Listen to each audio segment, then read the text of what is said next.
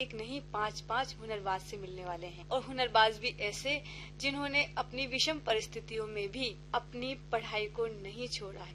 आज तक आपने सुना है कि किसी ने किसी न किसी क्षेत्र में अच्छे काम किए हैं। कोई संगीत के क्षेत्र में अच्छा है, कोई नृत्य के क्षेत्र में अच्छा है, लेकिन आज के जो हमारे हुनरबाज हैं वो इस क्षेत्र में अच्छे हैं कि वो अपने जीवन में एक चरित्रवान इंसान बनना चाहते हैं, और अपने पारिवारिक विषम परिस्थितियों के बावजूद वो शिक्षा ग्रहण कर रहे हैं, और उनके सपने इतने अच्छे हैं कि वो उनके जैसे ही अच्छे इंसान इस देश में आने वाले बच्चों को बनाएं। तो भारती अब ज्यादा इंतजार नहीं करवाते हैं और चलते हैं हमारे आज के हुनरबाज के पास। खुशियाँ नगमे बिखेर रही हैं, दबे दबे पाँव से कुछ कह रही हैं। आज दिन कुछ खास है, आज दिन कुछ खास है, पधारे आज प्रांगण में मेहमान हमारे खास हैं। चलिए हृदय की गहराइयों से करे स्वागत इनका, ये हमारे कार्यक्रम की जान है। बच्चों, आज हमारे साथ हैं दीपिका, निकिता, नेहा, चीना और अनुष्का। ये बहुत ही प्यारी बच्चियां हैं। इनकी आंखों में एक जज्बा है और आभार है अपने सर के लिए, जिन्होंने इनको अच्छी शिक्षा देने में इनकी मदद की। तो चलिए करते हैं इनसे बातें। तो बेटा, आप देशराज सर से कब और कैसे मिले? सर हमारे स्कूल में हमें पढ़ाने के लिए आते थे। सर मॉर्निंग में हमें पढ़ाते थे, तो सर हमें बहुत अच्छा पढ़ाते थे और सर से पढ़ के हमें बहुत अच्छा लगता था।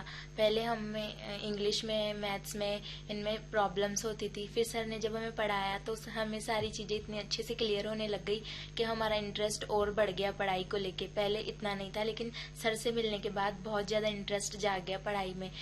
फिर उसके बाद फिर हमने आगे भी बहुत अच्छे से मन से पढ़ाई की, और सर का इसमें बहुत बड़ा योगदान है कि आज हम अच्छे से पढ़ पा रहे हैं, और 10th में भी हमारी अच्छी परसेंटेज बन पाई सर की वजह से।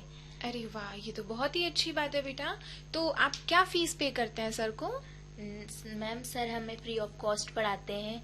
सर कोई भी फीस नहीं लेते हैं। अरे वाह, मतलब आप निशुल्क शिक्षा ले रहे हैं। Yes ma'am. ये बहुत ही अच्छी बात है बेटा कि आपको सर ने इतना बड़ा गिफ्ट दे दिया। शिक्षा से बड़ा कोई गिफ्ट हो सकता है हमारे लिए? Very nice. ये बहुत अच्छा लगा हमें जानकर कि आप निशुल्क शिक्षा ले रहे हैं। बेटा, आप लोगों के सब्जेक्ट्स क्या क्या हैं? मैम, मेरा सब्जेक्ट है साइंस मैथ। ओके, मैम, आपका? मेरा सब्जेक्ट भी साइंस मैथ है। मैम, मेरा सब्जेक्ट साइंस बायोलॉजी है। आपका? मेरा सब्जेक्ट साइंस बायोलॉजी। मैम, मेरा सब्जेक्ट साइंस मैथ्स है। ओके, आप साइंस मैथ से स्टूडेंट्स हो। तो अभी आप कौन सी क्लास में पढ़ रहे हो? मैम, अभी हम 12th क्लास में हैं। ओके, तो अभी आपका 10th में कितना परसेंटेज था? तभी भी आप सर से पढ़ रहे थे 10th क्लास में? Yes ma'am. आपका कितना परसेंटेज था? मैम, मेरा परसेंटेज था 87.50। ओके, आपका? 95.33 परसेंटेज था मेरा। मैम 85.17। मैंने अभी 10th के एग्जाम दिए हैं, तो रिजल्ट आएगा। मैम, मेरी परसेंटेज थी 62.33। अरे वाह, मतलब जो अच्छी हम कोचिंगों से पढ़ाई करके भी जो हम स्कोर नहीं कर पाते, वो आप लोग बिल्कुल निशुल्क पढ़कर आपने उतना अच्छा स्कोर किया है, उतनी अच्छी परसेंटेज आई है। तो आपके लिए और आपके सर के लिए, दोनों के लिए हमारा हृदय से धन्यवाद, हृदय से आभार। तो आप अपने सर के लिए कुछ बोलना चाहोगे? मैम, हम सर के लिए जितना कुछ बोले उतना ही कम है वैसे तो, क्योंकि सर ने हमारे लिए इतना कुछ किया है कि हम उसे शब्दों में बयान नहीं कर सकते कभी भी। सर ने हमें इतना कुछ प्रोवाइड किया है, और है ना, सर एनी टाइम हमारी हेल्प करते हैं, और सर हमें सिखाते हैं कि सर हमें सिर्फ पढ़ाई से रिलेटेड चीजें नहीं बताते, सर हमें लाइफ से रिलेटेड चीजें बताते हैं। और सर ने कभी भी है ना ऐसे नहीं कहा कि ऐसे मत सोचो कि मार्क्स को देख के कभी भी पीछे मत रहो, और ऐसा मत सोचो कभी भी कि तुम किसी से कम हो। तुम ऐसे सोचो कि तुम सबसे अच्छे हो, बस अपने लिए सोचो और बस मेहनत करते रहो। अगर तुम सच्चे दिल से और ईमानदारी से मेहनत करोगे तो तुम्हें हमेशा सक्सेस एक दिन जरूर मिलेगी। तो सर ने हमें हमेशा ऐसे अच्छी बातें ही सिखाई है, और सर ने पढ़ाई में तो सर ने हमें बहुत सारी हेल्प की है। सर हमें बुक्स भी प्रोवाइड कराते हैं, तो हमें बहुत अच्छा लगता है। सर के बारे में हम मतलब बता ही नहीं सकते, हमारे पास शब्द ही नहीं है सर के लिए कुछ कहने के लिए। तो मतलब हम कोचिंग में जाते हैं ना, तो वहाँ पे सिर्फ हमें पढ़ाई मिलती है, पर ये आपके जो सर हैं वो आपको पढ़ाई के साथ साथ आपको व्यक्तित्व निर्माण के लिए भी आपको इतनी सारी शिक्षा प्रदान करते हैं, इतनी सारी चीजें आपको बताते हैं, और आपके साथ खड़े रहते हैं हर अच्छे बुरे समय में। ये जानकर बहुत ही अच्छा लगा बेटा। तो आप लोगों का अब सपना क्या है? बड़े होकर आप लोग क्या बनना चाहते हो? मैम, मैं बड़ी होकर एक टीचर बनना चाहती हूँ, government teacher. Okay. Math subject से। मैम मैं एक सर की जैसे एक बहुत अच्छे इंसान बनना चाहती हूँ। सर हमेशा ये हमें बोलते हैं कि तुम्हें ना कुछ बनो या ना बनो वो मायने नहीं रखता, लेकिन है ना तुम्हें ना एक अच्छे इंसान बन जाओ। तुम्हारा नेचर बहुत अच्छा होना चाहिए, ऐसे संस्कार भी होने चाहिए ऐसे। और आजकल के बच्चों में ये सब चीजें बिल्कुल भी नहीं है, वो किसी की रेस्पेक्ट करना जानते भी नहीं है बहुत। मतलब कि मैं खुद भी है ना, पहले मेरे बिहेवियर बहुत अलग हो गया। पहले से मैं ढंग से बात भी नहीं करती थी पेरेंट्स से। मतलब कि है ना, सर के पास जाते हैं तो वो हमें ना पढ़ाई से रिलेटेड चीजें नहीं, बाकी बहुत और भी कुछ चीजें सिखाते हैं। सर बताते थे कि तुम्हारा नेचर है ना आज बहुत अच्छा होना चाहिए। ऐसे सर ने हमें बहुत सारी बातें बताई है। सर ने ना हमें जीवन कैसे जीते हैं सर ने वो भी सिखाया है हमें। हमारे फ्यूचर को लेके सर हमें ना गाइड करते हैं, हमारी बहुत हेल्प करते हैं सर। मेरा नेचर है ना घर में ना सबसे बहुत अलग था, बहुत ज्यादा रूडली बिहेव करती थी हर किसी से, पेरेंट्स हो या फिर बहन भाई हो मेरे, उनसे भी मैं ऐसे ही बात करती थी। मेरा बिहेवियर बहुत ज्यादा चेंज हो गया और सर ने हमारी बहुत ज्यादा हेल्प की है। मेरे को पहले एकदम वीक बच्चों में से मैं भी थी। मेरे को है ना पहले बहुत ज्यादा ना इंटरेस्ट नहीं था पढ़ाई के नाम पे, तो मेरे को बहुत ज्यादा ऐसे रहता था कि नहीं पढ़ना। मैंने कभी सोचा भी नहीं था कि मैं एक खुद डिसीजन लूंगी कि आगे मैं बड़ी होके टीचर बनूंगी, मेरे पेरेंट्स का नाम रोशन करूंगी, उनको कुछ अच्छा दूंगी। मैंने कभी ऐसे सोचा ही नहीं था। एज अ फन के लिए मैं स्कूल जाती थी और ये बस मेरा यही था कि बस मैं पास हो जाऊं, इतना पढ़ती थी मैं, पास आउट होने जितना। लेकिन जो इंटरेस्ट है ना मेरा वो ओनली फॉर सर ने जगाया है। सर है ना मतलब हर बच्चों को है ना ऐसे खुद सब कुछ ऐसे खोल के बताते हैं, सारी चीजें समझाते हैं अच्छे से कि उनको अपने आप समझ में आने लगती थी। मैं बहुत ज्यादा डरती थी, कुछ पूछना होता था मेरे को उसमें भी झिझक होती थी कि मैं कैसे पूछूं, क्या करूं क्या नहीं करूं। कोचिंग में भी थोड़े टाइम तक तो मैं बहुत ज्यादा ऐसे फनी करती थी, उसमें भी सर ने ना बहुत ज्यादा हेल्प की है मेरी, तो कुछ ज्यादा ही। ये जानकर हमें बहुत अच्छा लगा। और सुना बच्चों, आपने शुरुआत में देशराज सर अकेले थे, लेकिन आज उनसे पढ़े बच्चों में भी सर ने ये जज्बा जगा दिया है और ये एक बहुत ही बड़ी मुहिम छेड़ दी है कि इन बच्चियों में भी दूसरों की मदद करने का जज्बा पैदा हो गया है और इन्हें महसूस होने लगा है कि हाँ, क्या गलत है और क्या सही है। आज के वक्त में ये सबसे बड़ा चैलेंज फेस करते हैं कि हमें सही और गलत में फर्क महसूस करना और हमें किसी और की बातों से या किसी और संस्कृति से इन्फ्लुएंस नहीं होना है। हमें अपने दिमाग से, हमें अपनी स्वयं की बुद्धि से अपने डिसीजंस को लेना है और आगे बढ़ना है।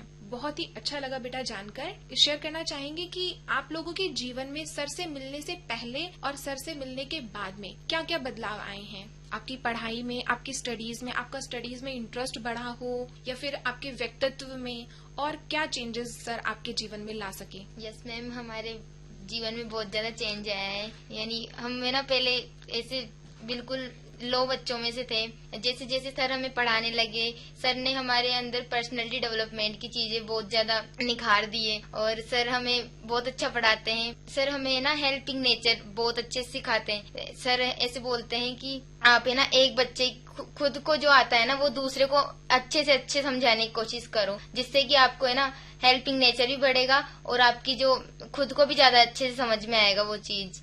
बेटा चीना, आप बताओ, आप बड़े होकर क्या बनना चाहते हो? मैम मैं बड़े होकर एक डॉक्टर बनना चाहती हूँ। फिर जो सर ने जो मुहिम चलाई है कि सभी को free of cost education provide हो सके, तो मैं सर के साथ आगे जुड़ना चाहूंगी इसमें। Very nice. मतलब आप लोगों का मतलब एक प्रोफेशनल करियर तो आप लोगों के है ही है कि हाँ, हमें पढ़कर कुछ बनना है बड़े होकर, पर उसके साथ जो आप सभी एक बात बोल रहे हो कि हमें भी सर के साथ जुड़ना है और सर के साथ इस मदद के जज्बे को आगे बढ़ाना है। इसके लिए आप लोगों के लिए, सभी के लिए बहुत ही बहुत दिल से आभार। तो बेटा आप लोग आज हमारे आकाशवाणी प्रांगण में आए हो, तो आप लोग अपने जो आप लोगों को सुन रहे हैं, अपने श्रोताओं को आप कुछ कहना चाहेंगे? आप कोई मैसेज देना चाहेंगे? मैम मेरा मैसेज तो यही है कि जैसे हम सर हमारी हेल्प कर रहे हैं और आगे जाके हम भी दूसरों की हेल्प करेंगे, वैसे ही सभी को हेल्प करनी चाहिए। और एजुकेशन एक ऐसे कि जब अपन जितना दूसरों को बांटेंगे ना उतनी बढ़ती जाती है नॉलेज, तो सभी को एजुकेशन से रिलेटेड तो हेल्प करनी ही चाहिए। ओके, आज आप हमारे प्यारे श्रोताओं को कुछ सुनाना चाहोगे? Yes ma'am. हाँ, सुनाइए, क्या सुनाना चाहते हो? आज आप क्या सुनाने के लिए लेकर आए हो हमें? हम रश्मि रस्ती की एक पोइम है वो सुनाना चाहते हैं। ओके, सुनाइए। हो गया पूर्ण अज्ञातवास, पांडव लौटे वन से साहस, पावक में कनक सदृश तप कर, वीरत्व लिए कुछ और प्रखर, नस नस में तेज प्रवाह लिए कुछ और नया उत्साह। उत्साह लिए। सच है विपत्ति जब आती है, कायर को ही दहलाती है। शूरमा नहीं विचलित होते, क्षण एक नहीं धीरज खोते। विघ्नों को गले लगाते हैं, कांटों में राह बनाते हैं। मुख से न कभी उफ कहते हैं, संकट का चरण न गहते हैं। जो आ पड़ता सब सहते हैं, उद्योग निरत नित रहते हैं। शूलों का मूल नशाने को, बढ़ खुद विपत्ति पर छाने को। है कौन विघ्न ऐसा जग में, टिक सके वीर नर के मग में। खम ठोक ठेलता है जब नर, पर्वत के जाते पांव उखड़। मानव जब जोर लगाता है, पत्थर पानी बन जाता है। गुण बड़े एक से एक प्रखर है, छिपे मानवों के भीतर। बत्ती जो नहीं जलाता है, रोशनी नहीं वह पाता है। पीसा जाता जब इक्षुदंड, जरती रस की धारा अखंड। मेहंदी जब सहती है प्रहार, बनती ललनाओं का श्रृंगार। जब फूल पिरोए जाते हैं, हम उनको गले लगाते हैं। वसुधा का नेता कौन हुआ, भूखंड विजेता कौन हुआ। अतुलित यश क्रेता कौन हुआ, नवधर्म प्रणेता कौन हुआ। जिसने न कभी आराम किया, विघ्नों में रहकर नाम किया। जब विघ्न सामने आते हैं, सोते से हमें जगाते हैं। मन को मरोड़ते हैं पल पल, तन को झंझोरते हैं पल पल। सतपथ की ओर लगा कर ही जाते हैं, हमें जगा कर ही। वाटिका और वन एक नहीं, वाटिका और वन एक नहीं। आराम और रण एक नहीं, आराम और रण एक नहीं। वर्षा अंधड़ आतप अखंड, पौरुष के हैं साधन प्रचंड। वन में प्रसून तो खिलते हैं, बागों में शाल न मिलते हैं। कंकड़ियां जिनकी सेज सुधर, छाया देता केवल अंबर।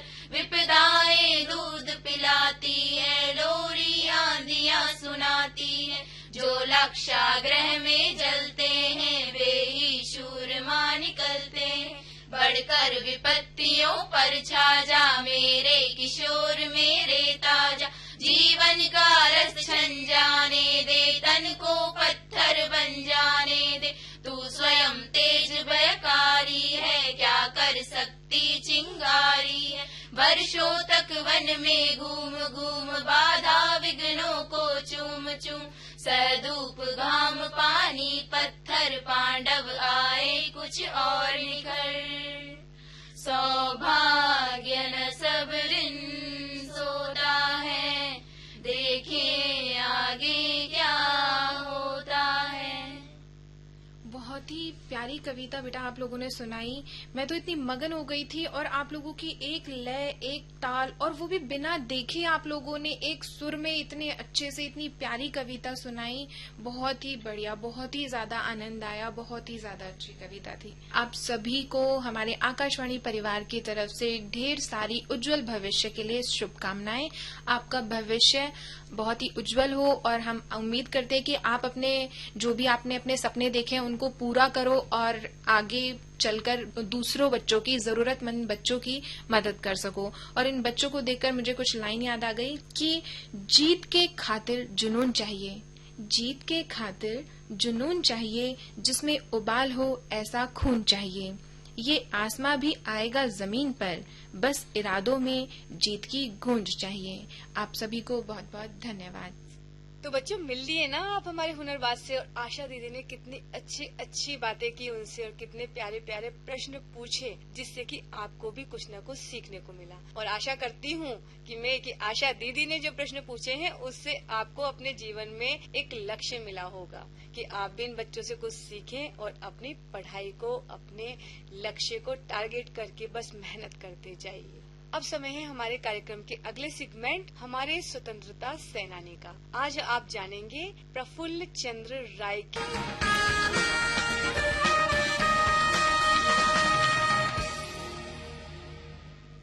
तो बच्चों आपने जाना ना प्रफुल्ल चंद्र राय की जीवनी के बारे में कि उन्होंने रसायन के क्षेत्र में हमारे देश को बहुत सारी उपलब्धियां दी हैं। साथ ही ऐसे उन्होंने प्रयोग किए हैं जिनके वो जनक रहे हैं, और इसी के साथ वो स्वदेशी आंदोलन में भी भागीदार रहे हैं। यानी हर काम उन्होंने किया है देश की आजादी के लिए या देश का नाम रोशन करने के लिए। तो हम आशा करते हैं कि आप भी ऐसे ही काम करेंगे जिससे आपके परिवार का, समाज का और देश का नाम रोशन हो।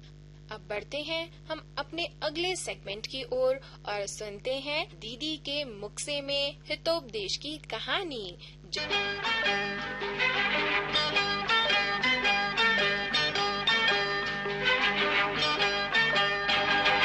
बच्चों अभी आपने सुनी हितोपदेश की कहानी, और भारती दीदी ने बहुत ही अच्छी कहानी सुनाई और एक बहुत ही प्यारा संदेश दिया कि हमें कभी भी लड़ाई नहीं करनी है, और अगर लड़ाई हो भी रही है तो हमें कोशिश करनी है कि हमारी वजह से लड़ाई को बढ़ावा न मिले।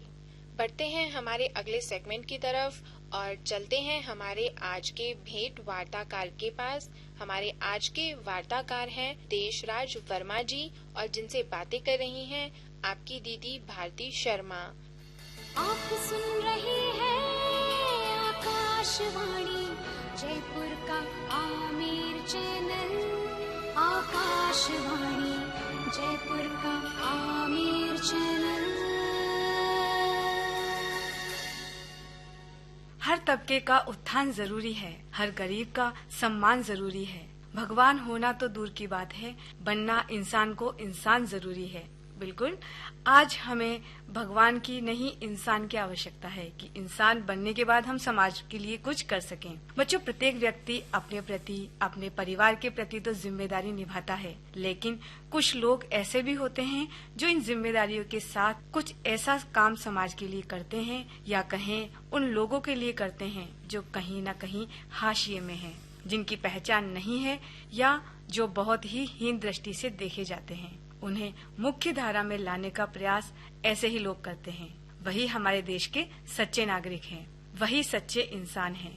कहते हैं ना कि भगवान खुद नहीं आता, सहायता करने के लिए वो किसी का रूप लेकर आता है।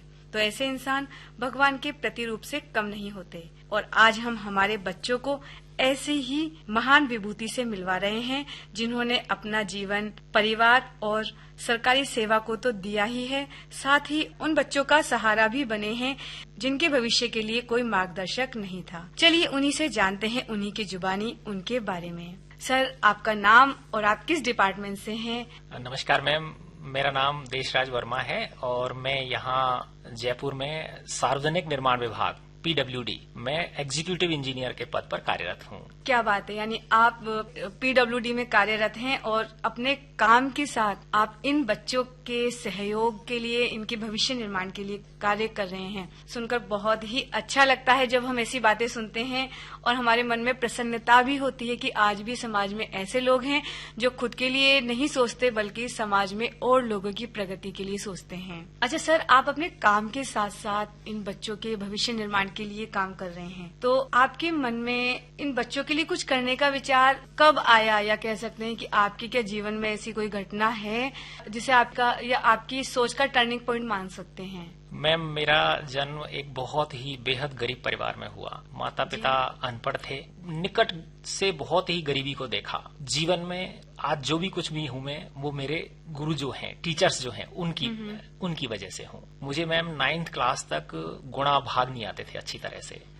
फिर मेरे जीवन में एक सर आए, श्रीमान हरिमोहन गुप्ता साहब, उनका तबादला हुआ, वो हमारे स्कूल में आए। उन्होंने जैसे छोटे बच्चे को उंगली पकड़ के सिखाते हैं, इस तरह से मुझे उन्होंने मैथ्स जो है ना गणित में सवाल हल करना सिखाया। फिर उसके बाद एकदम रुचि जागृत हो गई। फिर मैं 10th क्लास में बहुत अच्छे नंबरों से, जो हमारा पूरा सेंटर था उसमें मेरे हाईएस्ट नंबर आए। तो उसके बाद भी जब फिर मैं सीनियर सेकेंडरी स्कूल में गया, फिर कॉलेज में गया, ईश्वर की कृपा ऐसी रही कि एक ना एक गुरु जो है, टीचर्स जीवन में ऐसे आते गए कि वो एक सकारात्मक दिशा जो है ना वो उससे मुझे मिलती गई। तो आज मैं जो भी मैम ये जतन थोड़ा सा जो प्रयास कर रहा हूँ, ये उन मेरे टीचर्स का कर्जा उतारने का छोटा सा जतन है। क्या बात है, यानी गुरु दक्षिणा आप दे रहे हैं। जी मैम। सही कहा है आपने कि गुरु के बिना ज्ञान नहीं है, गुरु के बिना ध्यान नहीं है, इसीलिए तो गुरु को ईश्वर से भी बड़ा माना गया है। मैम, मुझे लगा कि एक टीचर जो है ना बच्चे के जीवन में इतना बड़ा परिवर्तन ला सकता है। अब होता क्या मैम, जैसे जिनके पेरेंट्स पढ़े लिखे होते हैं ना, जिन बच्चों के,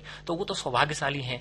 उनको तो अगर माना टीचर कमजोर भी मिल जाएगा तो उनके जो है ना वो पेरेंट्स उसकी गाड़ी खींच ले जाते हैं, बिल्कुल है ना। लेकिन मेरा जो बचपन जिस तरह से बीता, और आज भी देश में बहुत सारे लोग जो है ना उस स्तर का जीवन जी रहे हैं, उनके जीवन में यानी पेरेंट्स जो है ना वो बेचारे, वो तो अपनी जो दैनिक दिनचर्या है, जो श्रम है, लेबर जो है, उसी से ही उनको फुर्सत नहीं मिलती। तो उनके जीवन में टीचर का जो रोल है वो बहुत ही महत्वपूर्ण और बहुत ही निर्णायक होता है। तो मुझे लगा कि जो है ना मेरे टीचर्स का कर्जा उतारने का काम ये छोटा सा मैं करूं। बहुत ही अच्छी सोच है आपकी कि गुरु को आप इतना महत्व देते हैं। वरना आज के जो हम लोग माहौल देख रहे हैं उसके अंदर बच्चे जो है गुरु को सम्मान की दृष्टि से नहीं देखकर एक दोस्त की दृष्टि से देखने लग गए हैं। मेरी भी आज यही सोच है, क्योंकि मैं भी एक शिक्षिका रही हूँ और अभी भी मैं शिक्षिका ही हूँ एक। तो मुझे ऐसा लगता है कि गुरु को हमेशा सम्मान की दृष्टि से देखना चाहिए, क्योंकि गुरु ही है जो, जैसा आपने कहा कि उंगली पकड़कर रास्ता दिखाते हैं। माँ बाप पालन पोषण करते हैं, लेकिन हमारे भविष्य का जो मार्गदर्शक है वो हमारे गुरु होते हैं। इसीलिए तो कहा है ना, गुरु गोविंद दो खड़े, काके लागू पाए, बलिहारी गुरु आपने गोविंद दियो बताए। गुरु के लिए आप इतना अच्छा कर रहे हैं, उसके लिए आपको हम बिल्कुल नतमस्तक होकर सम्मान की दृष्टि से देखते हैं। अच्छा सर, आप कौन सा विषय पढ़ाते हैं? मैं 6 to 12 तक बच्चों को पढ़ाता हूँ। कौन सा सब्जेक्ट पढ़ाते हैं? मैं जो है ना 6 से लेके और 10 तक के बच्चों को तीनों सब्जेक्ट पढ़ाता हूँ, इंग्लिश, मैथ्स और साइंस। और 11th और 12th को मैं सिर्फ इंग्लिश पढ़ाता हूँ। देखिए, मैंने एक्चुअली आपसे सवाल इसलिए किया कि आपने कहा कि मैं मैथ्स में बहुत कमजोर था। 9th 10th में मुझे अच्छे से मल्टीप्लाई डिवाइडेशन नहीं आते थे। उसके बाद 96 नंबर आए मैम 100 में से 10th क्लास में। उसके बाद देखिए आपने 96 आपने 100 में से आपको मिले। यानी बच्चों, ये एक हमारे लिए एक कह सकते हैं कि मार्गदर्शन है कि जब हम लोग कोई अच्छा काम करते हैं, अगर हम दिल में ठान लेते हैं कि हमें कुछ करना है, तो ना उम्र ना समय कोई भी चीज मायने नहीं रखती। अगर आपको रियली आप भी अगर किसी विषय में कमजोर हैं तो मन लगा के आप पढ़ाई करेंगे तो उसी क्षेत्र में आप आगे भी बढ़ सकते हैं। तो ऐसा नहीं है कि आपके किसी सब्जेक्ट में नंबर कम आए, आपको नहीं आता तो आप नहीं कर सकते। जैसे सर ने मैथ्स में कमजोर होते हुए भी उसको स्ट्रांग बनाया और इंजीनियर बन गए हैं, है ना। इंजीनियरिंग में मैथ्स बहुत अच्छी होनी चाहिए कहते हैं, और उसके बाद आप बच्चों को भी मैथ्स पढ़ा रहे हैं आज। तो इसीलिए मैंने हमारे बच्चों के लिए आपसे ये सवाल पूछा था, और आपको देखकर हमारे जो बच्चे हैं वो बिल्कुल मोटिवेट जरूर होंगे। और पढ़ाई की प्रक्रिया में मैम मैंने ये देखा कि बच्चा जो है ना वो दूसरों को पढ़ाने से बहुत ज्यादा सीखता है। बिल्कुल। अब हम जो क्लासेस लेते हैं ना, हम उस क्लासेस का मॉडल थोड़ा सा अलग है। यानी हम वहाँ एक तरह से फैसिलिटेटर की भूमिका में रहते हैं। यानी मैं जो है ना बच्चों को पढ़ाता हूँ और फिर इनके ग्रुप्स बना देता हूँ बच्चों के। तो ये अपने साथियों को साथ लेके चलते हैं, और जो सीनियर्स हैं वो अपनी जूनियर बच्चों की क्लासेस लेते हैं। यानी आपने शिक्षक से सीखा, खुद शिक्षक बने और शिक्षक बना रहे हैं। और आज मैम जो है ना वो आप ये देखें कि मेरे पढ़ाए हुए जो बच्चे हैं ना वो 11th को, 12th को, 10th 9th सारी क्लासेस, यानी हमने कुछ टीचर्स रख रखे हैं, वो बहुत कम है, बाकी मैक्सिमम क्लासेस जो है ना वो मेरे पढ़ाए हुए बच्चे अरेंज करते हैं। बहुत अच्छी पीढ़ी या परंपराएं है ये। अच्छा सर, मुझे एक बात बताइए कि ये बच्चे हैं एक गरीब परिवार से जुड़े हुए हैं, श्रमिक या कह सकते हैं जो मजदूरी करते हैं, तो ऐसी इनको इस विषम परिस्थिति से निकालने के लिए आपने किस तरीके से शुरुआत की? किस तरीके से प्रयास किए आप? जैसे आप जाते हैं तो आप किस तरीके से बात करते हैं बच्चों से, उनके परिवार से, जिससे वो लोग मोटिवेट हो सके? वरना इस तबके के जो लोग होते हैं वो सोचते हैं हम भी काम करें, हमारे बच्चे भी काम करें तो अर्निंग ज्यादा होगी, क्योंकि महंगाई के जमाने में पैसे की ज्यादा आवश्यकता होती है। तो वो चाहते हैं कि लड़का हो चाहे लड़की हो, बस थोड़े बड़े हो और वो भी इसी मजदूरी के काम में लग जाएं। जी मैम, ये जो झालाना डूंगरी जहाँ पे हम ये छोटा सा प्रकल्प चलाते हैं कच्ची बस्ती में, वहाँ अधिकांश जो परिवार हैं वो गांव से पलायन करके आए हुए हैं और श्रमिक वर्ग से बिलोंग करते हैं। वो है ना, कोई मिस्त्री हैं, बेलदार हैं, पेंटर हैं, ऑटो ड्राइवर्स हैं, इस तरह के जो हाथ का काम है। लेकिन आप ये देखिए मैम कि वो बहुत ही सज्जन लोग हैं, बहुत ही भले लोग हैं और वही संस्कार इन बच्चों के अंदर आए हैं उनके। तो मैं तो कह रहा हूं कि मैं इनसे सीखता हूं, इंसान जो है ना कि कैसे आज भी इस भौतिकवाद के जमाने में इंसान कैसे इंसान बना रह सकता है। तो मैं कहते हैं ना भाई इन बच्चों को फायदा हुआ, लेकिन मैं कह रहा हूं ये दो तरफा फायदा है। मैंने जो है ना इनसे एक अच्छा इंसान बनना सीखा है इन बच्चों से। तो अब यहाँ बच्चियों का जो था कि पहले बच्चियों को पढ़ने के लिए नहीं भेजते थे। अब मैं जब शाम को क्लासेस लेता था तो जैसे सर्दियों के टाइम में तो आपको पता ही शाम को 5:30 पौने 6 अंधेरा हो जाता है। जी जी। तो पेरेंट्स आ जाते थे भाई बच्चियों को छोड़ो। लेकिन आज धीरे धीरे धीरे धीरे करके इतना विश्वास जग गया उनमें कि हमारी 8 बजे तक रात को क्लासेस होती हैं और पेरेंट्स का इतना भरोसा है कि भाई हमारी बच्चियां सुरक्षित हैं वहां। और जब वो देखते हैं कि भाई हमारे बच्चों में इतना परिवर्तन हुआ है तो वो बड़े सहर्ष इसमें सहमति दे देते हैं। और आप ये देखो मैम कि जो 6 बजे आके खड़े हो जाते थे, आज ये स्थिति है कि हमारी कई बेटियां, मेरी पढ़ाई हुई बेटियां बाहर जो है ना वो हायर स्टडीज कर रही हैं, जयपुर से बाहर कर रही हैं। तो आप देखो कहाँ तो उनको पास में ही नहीं जाने देते थे और आज वो दूसरी जो है ना जिले में जाके, जैसे एक बिटिया है हमारी वो भी जालौर नर्सिंग कर रही है वो। तो एक बहुत बड़ी जो है ना खुशी होती है, आपको बस सुकून मिलता है कि हाँ हम भी किसी के भविष्य निर्माण में एक मतलब नींव के पत्थर है ना। कि बहुत अच्छी कोशिश है आपकी। अच्छा, आप इतना अच्छा काम कर रहे हैं सर, तो हर काम करने के लिए एक हमें फंड की आवश्यकता होती है ना। तो उस फंड को आप किस तरीके से अरेंज करते हैं या मैनेज करते हैं, या आपको जरूरत नहीं पड़ती? मैम मैं पहले शुरू में मैं खुद अकेला पढ़ाता था और सिर्फ मैं 10th क्लास वाले बच्चों को पढ़ाता था, तो मुझे फंड्स की जरूरत नहीं थी बिल्कुल ही। फिर उसके बाद में मन में ख्याल आया कि भाई 9th को भी ले लिया जाए, 8th को भी ले लिया जाए। तो फिर मैं जो हमारे बच्चों की जो सक्सेस स्टोरी होती थी, मेरे जैसे बच्चों का रिजल्ट आता था 10th क्लास का, तो मैं उनको सोशल मीडिया पे शेयर करता था। तो पहली बार मैंने जो है ना मेरे बच्चे अच्छा रिजल्ट आया तो मैंने जो है ना उस पर फेसबुक पे डाला, एक ग्रुप पोस्ट लिखी मैंने और मैंने निवेदन किया कि कोई मेरे इसमें बैच में 2 बच्चियां अच्छी हैं, अगर कोई सज्जन इनको स्पॉन्सर करना चाहे हायर स्टडीज के लिए तो मैं बड़ा आभारी रहूंगा। तो पवन सिंघल सर हैं, डॉक्टर पवन प्रोफेसर हैं एसएमएस मेडिकल कॉलेज में, उन्होंने पहली बार मतलब ओपन पब्लिकली लिखा उस पर कि मैं इस बच्ची को जब तक पढ़ेगी तब तक पढ़ाऊंगा, इसकी पोस्ट ग्रेजुएशन जब तक पढ़ेगी ये। उस समय वो बच्ची 10th क्लास के एग्जाम दिए थे उसने, तो पब्लिकली उन्होंने ये, तो मुझे लगा कि लोग आपकी हेल्प करने को तैयार हैं। तो फिर धीरे धीरे धीरे धीरे लोग इससे जुड़ते चले गए। अभी करीब हम 100 लोगों का ग्रुप हो गया। मैं अकेला व्यक्ति था, आज 100 लोगों का। और अभी पिछले 2 वर्ष से, पहले IES है वो इंडियन इंजीनियरिंग सर्विसेज से श्रीमान मुकेश सिंघल सर, वो पहले यहाँ जयपुर मेट्रो में मैनेजिंग डायरेक्टर थे, अब वो रिटायरमेंट हो गए। एक बार वो 2 वर्ष पहले आए थे तो उनको इतना अच्छा लगा हमारी क्लासेस को देख के, तो वो उसी दिन कह गए थे कि मेरा रिटायरमेंट होते ही मैं यहाँ आऊंगा। उनके पास में रिटायरमेंट के बाद में करोड़ों रुपए के पैकेज थे, क्योंकि ये बहुत हाईली एक्सपर्टाइज होती है इन लोगों की। उन्होंने कहा मुझे पैसों से कुछ नहीं लेना, और आज वो रोजाना 2 घंटे बच्चों को फिजिक्स पढ़ाते हैं 11th 12th क्लास। और वो हमारी, मैं पहले अकेला ही था, ये जस्ट वैसे ही चल रहा था, फिर उन्होंने इस संस्था को रजिस्टर्ड भी करा लिया। तो एक अपन थोड़ा सा आगे बढ़ते हैं तो ईश्वर की जो है ना वो कृपा हमेशा रहती है। अच्छा काम करते हैं तो प्रगति और ईश्वर का आशीर्वाद हमेशा साथ होता है। क्या सर आपको सरकार की तरफ से कोई सहायता या अनुदान इसमें मिलता है? नहीं मैम, सरकार की तरफ से कुछ नहीं। ये जितनी भी जो मुझे बच्चों के लिए जरूरत पड़ती है, जैसे हमने 4 कमरे ले रखे हैं किराए पे। अब बच्चे पहले तो क्या है, वो स्कूल में आ जाते थे, वो छोटा सा स्कूल है, 2 पक्के कमरे, बाकी टीन डली हुई है 3 कमरों के अंदर, उसमें बच्चे समाते नहीं है। तो हमने अभी 4 कमरे किराए पे लिए वहाँ के उसी लोकेलिटी में, बहुत छोटी छोटी कमरे हैं वहाँ पे। अब उसके एक्सपेंसेस वगैरह, तो ये सब मेरे जो फ्रेंड्स हैं, उस फ्रेंड्स में मैं पहले SMS में था, हॉस्पिटल इंजीनियर था, तो 40 तो SMS के डॉक्टर्स हैं उस फ्रेंड लिस्ट में। और अब मैं मेरे डिपार्टमेंट के जो हैं इंजीनियर्स हैं, कुछ मेरे और जो लोग हैं, तो यूं करके सब ये इसमें सब इंडिविजुअल हेल्प है, उन फ्रेंड्स की हेल्प है क्या बात है, यानी आप अपने दम पर या अपने कहते सहयोगियों के दम पर ये कार्य कर रहे हैं। यानी जी, कहते मैम। हैं जब हमें किसी चीज को करने का जुनून हो तो हमें किसी के अनुदान की आवश्यकता नहीं होती, सहयोग अपने आप मिल जाता है। मैम इनमें जो बच्चे हैं ना, कुछ बच्चों में देखो ऐसा होता है मैम कि कोई बच्चा ऑलरेडी अगर माना 80% ला रहा है, 80% वाले को 90% पे अगर आप ले आए तो वो आपकी उपलब्धि नहीं उपलब्धि है। नहीं है। लेकिन अगर आप किसी 30% वाले को और अगर आप 60 या 70 पे ले आए ना, तो हमारे यहाँ ऐसे बच्चों की संख्या बहुत बहुत ज्यादा है। यानी उनमें इतना परिवर्तन आया है, इतना परिवर्तन आया है कि वो हमारी जो है ना, वो हमारी प्रेरणा का और ऊर्जा का स्रोत वो बच्चे हैं, जिनको देख के उनके अंदर जो ये परिवर्तन आया वो हमें प्रेरणा देता है कि भाई तुमको रुकना नहीं है, थकना नहीं है, आगे बढ़ते चले जाना है। बिल्कुल कहते हैं ना, जिंदगी जिस तरीके से चलती रहती है हमें कार्य भी करते रहना चाहिए, बस आगे बढ़ते रहो, चलते रहो, सफलता हमेशा मिलती रहेगी।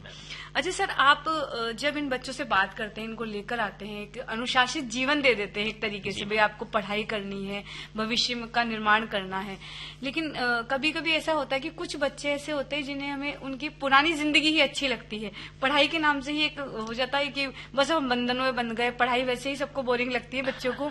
तो कुछ ऐसा आपके साथ हुआ है कि कई बच्चे हैं जिनको आपने मोटिवेट किया हो, वो नहीं आ पाए, फिर आपने उनको किस तरीके से मैनेज किया? मैम एक्चुअली में क्या है कि जो पढ़ाई है ना, ये थोड़ा सा एक टेक्निकल मैटर है वैसे देखा जाए तो, है ना। हमारी जो कन्वेंशनल तरीके से जैसे हम पढ़ाते हैं, बस टीचर आया और क्लास में पढ़ाना शुरू कर दिया, इसको थोड़ा सा जो है ना बड़ा रोचक बनाने की जरूरत है। यानी हम जो पढ़ाते हैं उनको एक तरह से जो है ना, पहले ऐसा नहीं भाई आते ही पढ़ाना शुरू कर दिया, पहले उस सब्जेक्ट से बारे में थोड़ी ऐसी इंटरेस्टिंग चीजें बताएंगे तो बच्चे थोड़ा सा जागृत हो जाते हैं वो, जी जी, है ना।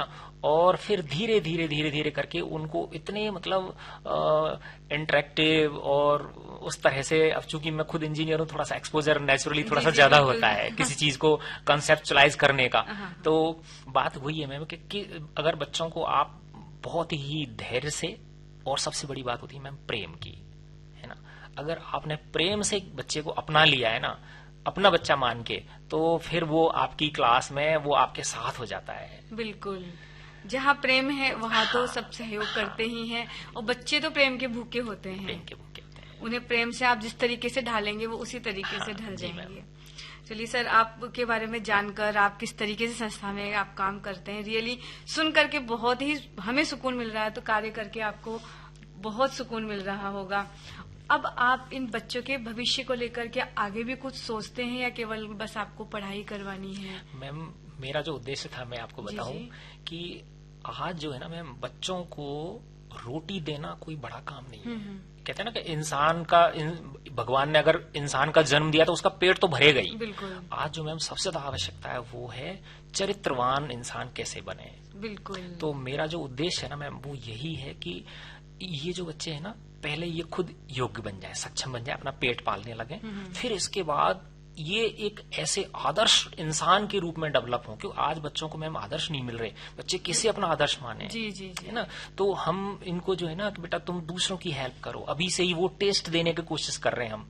मैंने बताया ना हम ये बच्चे अपने जूनियर्स को पढ़ाते हैं।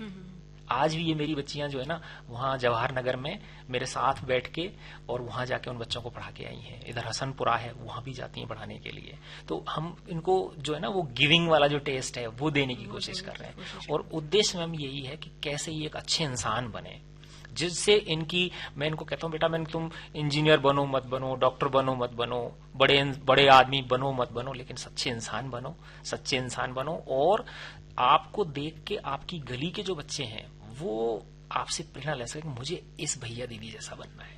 जिस दिन मैंने ये सुन लिया किसी के मुंह से कि भाई उसने तुम लोगों को अपना आदर्श मान के प्रेरणा ली है, तो मैं अपना जीवन सफल मानूंगा। क्या बात है, यानी रियल में आपने शिक्षा का जो उद्देश्य है, मेन उद्देश्य वो यही है कि एक चरित्रवान इंसान का निर्माण करना, क्योंकि वही है कि रोटी हर कोई कमा लेता है, लेकिन संस्कार और चरित्र किसी का नहीं होता। और आज जो माहौल हम लोग चारों तरफ देख रहे हैं उसमें चरित्र निर्माण बहुत ही मुख्य भूमिका निभाता है, क्योंकि बहुत चीजें ऐसी हो गई है, सोशल मीडिया में बहुत चीजें ऐसी आ गई हैं कि बच्चों के हर बच्चे के हाथ में मोबाइल है, तो वो अपना मतलब भविष्य निर्माण की नहीं देकर गलत डायरेक्शन में चला जाता है। तो उस दृष्टि को देखते हुए आप उनके चरित्र पर काम कर रहे हैं, ये बहुत ही काबिले तारीफ है। अभी मैम हमारे पिछले इसी वर्ष जो है ना, हमारे एक बच्चे का मेडिकल कॉलेज में सिलेक्शन हुआ है। क्या बात। जहाँ प्राइवेट में करोड़ों रुपया फीस है, उसका गवर्नमेंट फीस में सिलेक्शन हुआ है। और वो बच्चा, आप ये देखिए कि रेगुलर अपने जूनियर्स को पढ़ाता था, उसको हमने कहीं से कोई कोचिंग नहीं कराई और रेगुलर उनको पढ़ाता था बच्चों को।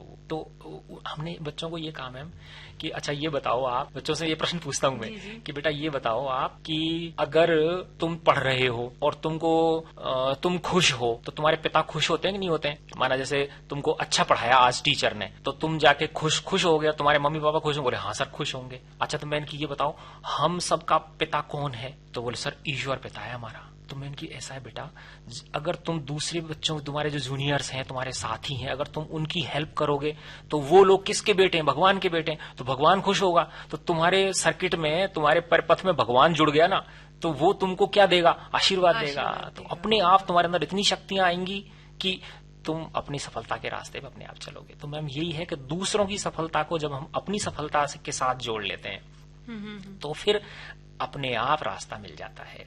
बहुत ही अच्छा लगा सर सुन करके, और आशा करते हैं कि आपके जो ये समाज के लिए जो आप अच्छा कार्य कर रहे हैं उसमें और भी प्रगति करो। आपके जितने भी सपने हैं बच्चों को लेकर, एक चरित्रमान समाज की या बच्चों की निर्माण करना, एक भविष्य, बच्चे का भविष्य का निर्माण करना जो एक चरित्रवान बच्चे के रूप में या चरित्रवान नागरिक के रूप में बढ़कर आए।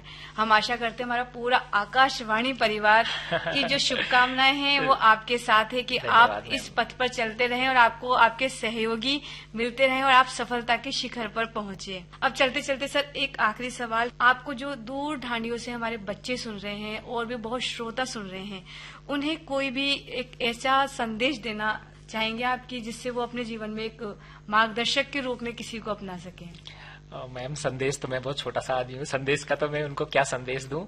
उनको, बच्चों को यही संदेश है, बेटा प्यारे बच्चों, आप पहले जो है ना खुद अच्छे इंसान बनो, अपनी योग्यताओं को बढ़ाओ, अपनी स्किल्स को बढ़ाओ। आप पहले खुद योग्य बन जाओगे तो अपने आप दूसरों की मदद करने के योग्य बन पाओगे। पहले खुद एम्पावर्ड हो, तब जाके आप दूसरों की हेल्प कर पाओगे। तो सबसे पहले अपने घर परिवार में अपने मम्मी पापा हैं उनके साथ खुशी से रहो, अच्छे से रहो उनके साथ। आपका जो मुख्य उद्देश्य है पढ़ाई का, उस पढ़ाई पे अपना ध्यान रखें। तो ये है मैम। बहुत बहुत धन्यवाद सर, आप हमारे स्टूडियो में आए और आपने हमारे बच्चों को इतनी अच्छी अच्छी बातें बताई। और एक और आखिरी प्रश्न सर कि क्या ऐसा कोई कांटेक्ट नंबर है कि कोई गरीब परिवार के बच्चे आपसे जुड़ना चाहें? जी मैम, तो उनके लिए भी आप बता मेरा नंबर बता देता। जी जी मेरा नंबर है मैम 9829495953। बच्चों, आपके समाज में आपको ऐसा लगता है कि कई ऐसे बच्चे हैं जो अपनी पारिवारिक कमजोर आर्थिक स्थिति के कारण पढ़ नहीं पा रहे हैं या आगे नहीं बढ़ पा रहे हैं, तो सर का नंबर नोट कर लीजिए और उसके बाद इस नंबर पर कांटेक्ट करके आप उन्हें बता सकते हैं कि फ्री ऑफ कॉस्ट, बिल्कुल निःशुल्क आपको शिक्षा दी जाएगी और आपके भविष्य निर्माण में आपका सहयोग किया जाएगा। और सर, आपकी को देख करके जाते जाते मुझे केवल चंद लाइनें याद आ रही हैं कि दिल में हमने ठान लिया है, जीवन का मकसद जान लिया है। दिल में हमने ठान लिया है, जीवन का मकसद जान लिया है। मानवता को पहचान लिया है, समाज सेवा ही धर्म है, हमने मान लिया है। सर, आप स्टूडियो में आए, आपका बहुत बहुत धन्यवाद। शुक्रिया मैम।